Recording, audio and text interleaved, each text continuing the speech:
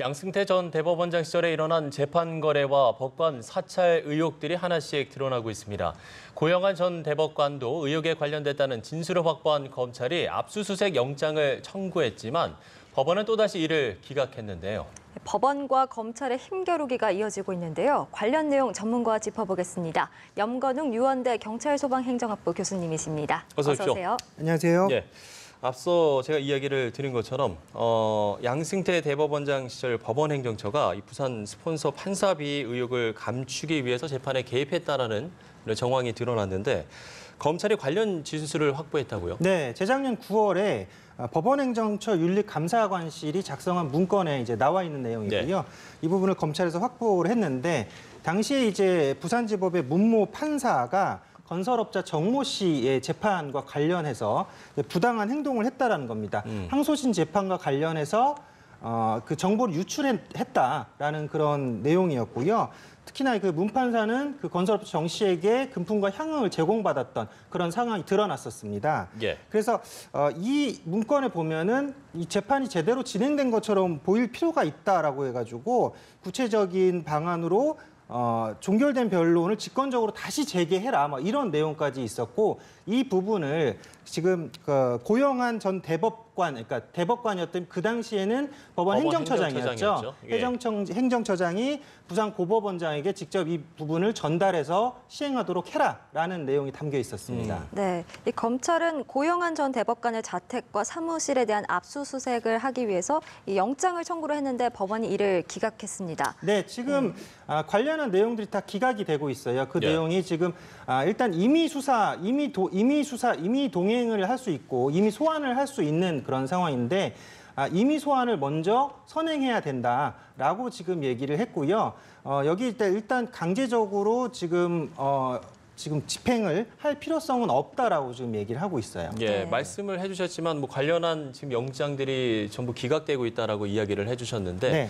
그러면 어쨌든 검찰에서는 상당히 수사하기가 당혹스러운 거 아닙니까? 지금 전교조 법외노조 관련해서 예. 사실 법원에 대한 또 판사들에 대한 압수수색 영장이 나왔었는데 그 부분은 다 이제 기각이 됐다는 거죠. 그런데 고용노동부라든지 외교부에 대해서는 또 이것은 외교부 것만 또 이것은 영장이 집행이 됐던 상황이고 나머지는 다 기각이 됐는데 여기에 보면은 이미 제출을 받을 수 있는 상황인데 이것을 굳이 검찰이 강제 집행을 할 수 있냐라고 이제 법원에서 판단을 하고 있다라는 거죠. 예. 그러니까 이게 깊게 들어가다 보면은 사실은 법원이 자기 식구 감싸기를 하는 거 일각에서 그런 이야기들이 나오는 것 아니냐라는 같습니다. 얘기가 나올 수밖에 없는 그런 상황이 지금 전개가 되고 있다는 점이죠. 예. 네. 그렇군요. 자, 다음 소식을 좀 짚어보도록 하죠. 저희가 좀 소년법 개정 이야기를 좀 해볼 텐데 14세 미만에서 13세 미만으로 낮추자는 이야기들이 나오고 있습니다. 네, 맞습니다. 그러니까 형사 미성년자라고 해가지고 지금은 이제 14세 미만이 처벌이 안 되는데 이랬더니 여러 가지 문제점들이 나왔다는 거죠. 특히나 뭐 예전에 뭐 인천에서 초등학생을 살해했던 뭐 중학생 사건도 있었고요. 그 뒤로 이제 그 각종 폭력 사건, 폭행 사건들이 발생해서 이런 부분에서 지금 여론이 좀 악화가 됐었고 또 국민청원까지 제기가 됐던 그런 상황입니다. 그래서 이번에 관계장관 회의를 통해서 형사 미성년자를 14세에서 13세 미만으로 낮추자라고 지금 결정이 된 그런 상황입니다. 그럼 이제 이게 연내에 추진이 되는 겁니까? 그렇죠. 이제 추진이 되는 그런 상황이고 사실은 뭐 장단점이 있는 것 같아요. 이게 형사 미성년자는 분명히 보호해줘야 될 필요성이 있습니다. 아직까지 성숙하지 않은 청소년들이기 때문에 잘못을 저지를 수 있죠. 다만 이런 경미한 범죄에 대해서는 우리가 보호 처분을 통해서 그들을 교육하고 또 뭐 다독여주고 또 관리해주고 이런 것들이 필요한데 다만 지금 최근에 있었던 여러 가지 사건들, 그러니까 청소년의 행동을 넘어서는 범죄들 또는 그런 사건들이 많았었단 말이죠. 네. 그래서 이런 부분에 있어서 결국은 지금 중학생 나이 정도에 걸리는 그 나이 때쯤 학생들의 지금 범죄율이 굉장히 증가하고 있는 그런 상황이란 말이에요. 특히나 재범률이 많이 증가하고 있거든요. 그 나이 때에. 그래서 그런 것들을 봤을 때는 결국 특히나 그 지금 14세 미만, 그러니까 13세 미만으로 낮춰서 그 나이 때 학생들의 중범죄에 대해서는 분명하게 처벌할 필요성이 있다라는 그런 내용입니다. 예, 어찌됐든 보호해야 할 대상이기도 때문에 안전장치도 좀 마련이 된 것 같습니다. 네. 뭐 가벼운 학교 폭력 같은 경우는 학교장 선에서 해결할 수 있고 또 소년 보호 관찰관도 늘리겠다는 거 아닙니까? 네네. 그러니까 이 경미한 사안에 대해서는 학교장이 정결권을 갖고서 처리할 수 있게 됐어요. 네. 근데 여기 이제 보호처분이 1호부터 9호까지 보호처분이 있고요. 학교에서 할 수 있는 보호처분이. 여기서 1호에서 3호 처분, 그러니까 1호 처분 같은 경우는 예를 들어 서면 사과에 해당하는 것이고요. 2호 처분 같은 경우는 접촉, 협박 및 보복 금지. 3호 처분은 교내 봉사에 해당하는 그런 처벌이거든요. 예. 여기에 해당하는 것들에 대해서는 학교장이 전결로 처리를 할 수 있게 됐는데 다만 이렇게 되면 또 이것을 악용할 수 있는 소지가 있잖아요. 가볍게 그럴 다 수도 처리를 있죠. 해버릴 수도 있는 거기 때문에 예. 여기에 대한 이제 안전장치도 이제 해놨습니다. 그래서 전치 2주 미만의 상해라든지 재산상 피해가 없거나 복구된 경우 또 고의적이거나 지속적인 사안이 아니고 집단 폭력이 아니고 성폭력이 아닌 그런 사안에 대해서만 지금 학교장이 재량으로 처리할 수 있는 가벼운 사안으로 정해놨습니다. 예, 그렇군요. 네, 형사 미성년자 연령이 사실 형법을 만든 후에 한 번도 바뀐 적이 없잖아요. 그런데 이렇게 소년법을 제정한 본래 취지는 뭡니까? 일단 소년들, 아까 청소년들에게 기회를 주자라는 그런 내용입니다. 예. 그러니까 아직까지 성숙하지 않은 존재들이기 때문에 그런 인격을 아직 다 갖추지 못했던, 아직 배우고 있는 그런 상황이기 때문에 성인과 같은 조건으로 처벌하면 안 된다라는 얘기예요. 그래서 기본적으로 이 청소년들은 뭐 어떤 범죄라든지 비행을 저질렀을 때 보호 처분을 받게 되어 있습니다. 예. 1호에서 10호의 보호 처분을 받게 되어 있고 이 중에서 뭐 가장 중한 경우가 이제 소년원에 가게 되는데요. 소년원은 또 안에 교육기관으로 분류가 되어 있어서 예. 거기서 교육을 받게 되고 전과가 따로 붙거나 그렇지는 않습니다. 다만 뭐 살인과 같은 중범죄를 저지른 경우는 소년교도소로 가서 그것은 이제 전과가 붙는 그런 경우에 해당이 되거든요.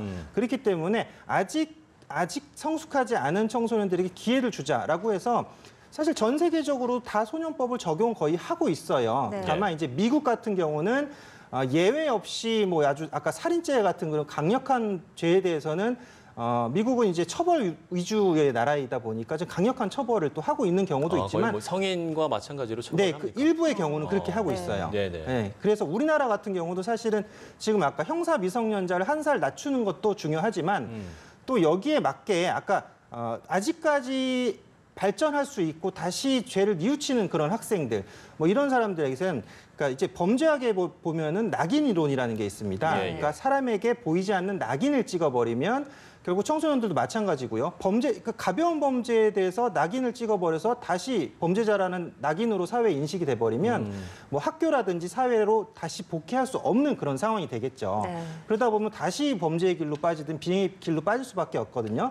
그래서 그런 기회를 다시 주게끔 우리가 소년법이 보호하고 있는 것인데 다만 이 중에서 지금 아까 뭐 말씀드렸지만 최근에 있었던 뭐 살인 사건, 특히 또 부산하고 강릉하고 뭐 여러 가지 그 천안에서 있었던 그런 폭행 사건들 있잖아요. 네. 동급 또래나 하급생을 폭행한 사건인데 사실 성인 범죄보다 더 잔인했던 그런 수법들을 사용을 했어요. 예. 근데 그 학생들의 내용을 봤을 때 자신들이 처벌받지 않는다라는 걸 알았다는 거죠. 그래서 남들한테 얘기할 때 악용하는, 나는 네. 처벌받지 않아. 어차피 저 사람들 나 처벌 못해. 이렇게 그걸 악용하는 경우도 있다는 거예요. 예. 그래서 우리가 지금 형사 미성년자를 1살 낮추는 그런 방안을 우리가 시행을 하겠다라는 것이고 다만 아까 낙인 이론과 제가 말씀드렸지만 경범죄라든지 뭐 다 단순한 비행을 저지른 학생들은 교육을 통해서 또 보살핌을 통해서 충분히 다시 정상적인 생활로 돌아올 수 있습니다. 그래서 그런 학생들에 대해서는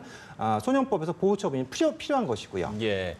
그런데 일각에서는 이런 이야기를 합니다. 이게 처벌 연령을 1살 낮추는 게 과연 효과가 있을 것인가? 이런 의문점을 갖는 사람들도 분명 있거든요. 그 나이대가 지금 재범률이 늘어나고 있다는 거예요. 지금 네. 형사정책연구원 그 연구 결과 보면은 청소년 중 4범 이상의 재범률이 2006년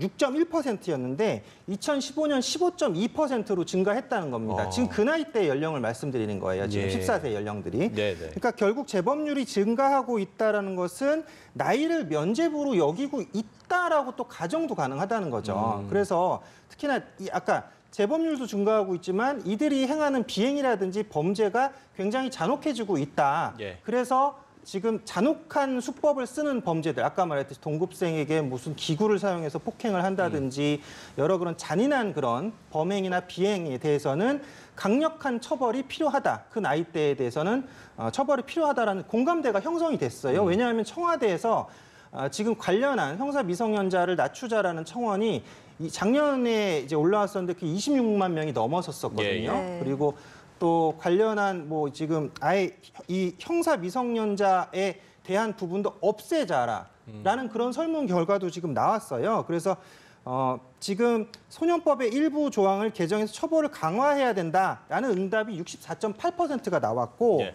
또 여기에 소년법을 아예 폐지해서 성인과 동일하게 처벌해야 된다라는 응답이 25.2%나 나왔다는 거죠. 네. 거의 뭐 80% 이상이 일단 처벌을 해야 된다라고 지금 나오고 있기 때문에 이런 시대의 흐름과 여론에 의해서 어쩔 수 없이 우리가 이제 그렇게 법을 개정한 것은 맞지만 그래도 뭐 지금 현재 상황에서 이 청소년들이 과거와 틀리게 많이 변화했다는 거예요. 예전의 중학생과 지금의 중학생은 생각하는 것 자체가 완전히 틀립니다.